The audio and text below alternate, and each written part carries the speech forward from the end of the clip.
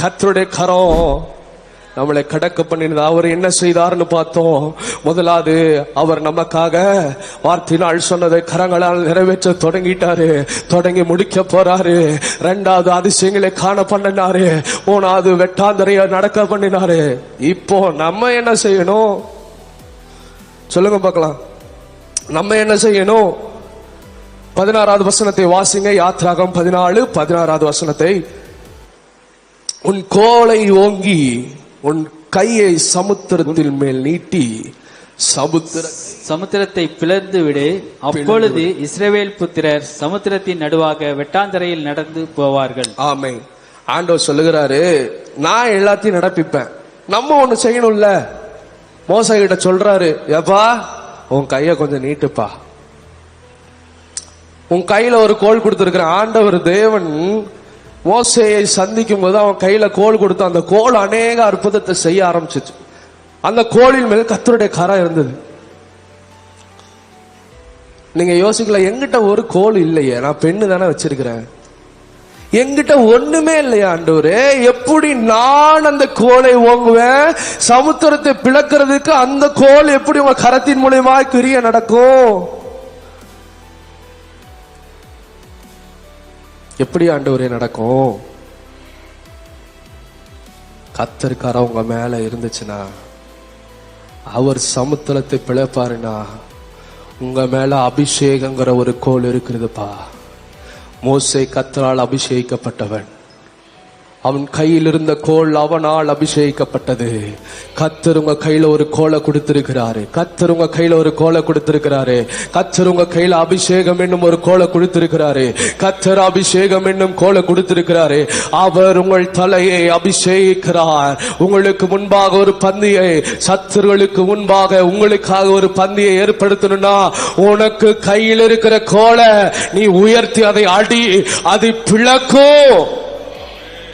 நீ செய்ய வேண்டியதெல்லாம் உன் காலை உயர்த்து, உன் அபிஷேகத்தை நினைவு கூறு, உன் அபிஷேகத்தை அனல் மூட்டி எழுப்பு.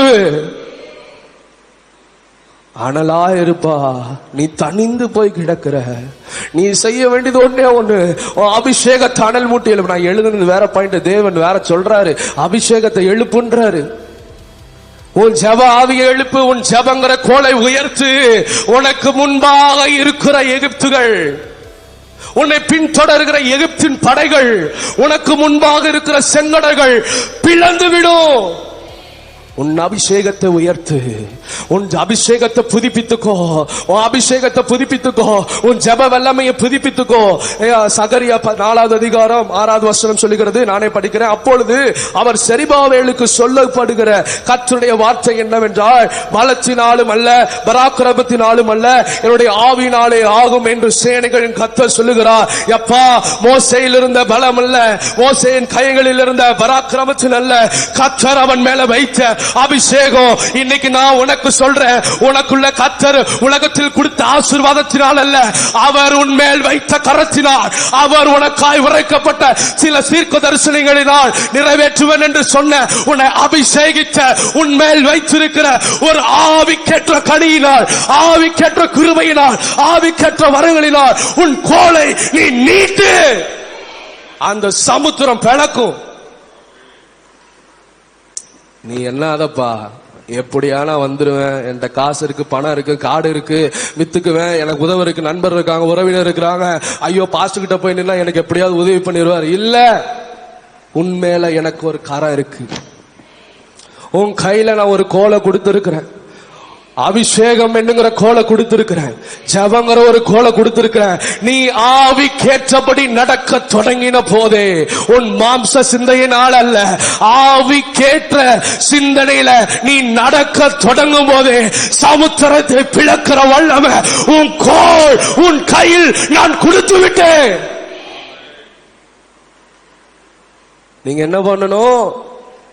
அபிஷேகங்கிற உங்க கோலை ஷார்ப் பண்ணுங்கப்பா. அதை வளர்த்த ஆரம்பிங்க, அனல் மூட்டி எழுப்ப ஆரம்பிங்க. அவருடைய கரம் வெளிப்படணும்னா உங்க அபிஷேகம், உங்க ஜெப வாழ்க்கை எழும்ப பண்ணணும். நீங்க நீட்ட ஆரம்பிக்கணும். ஒரு ஸ்டெப் நீங்க எடுத்து வைக்கும் பொழுதுதான் அவர் உங்களுக்கா யுத்தத்தை தொடங்கிட்டு நீ சும்மாரு நானே பார்த்துக்கணும் உங்களுக்கு முன்பாக ஓடுவார். அல்லேலூயா, அல்லேலூயா.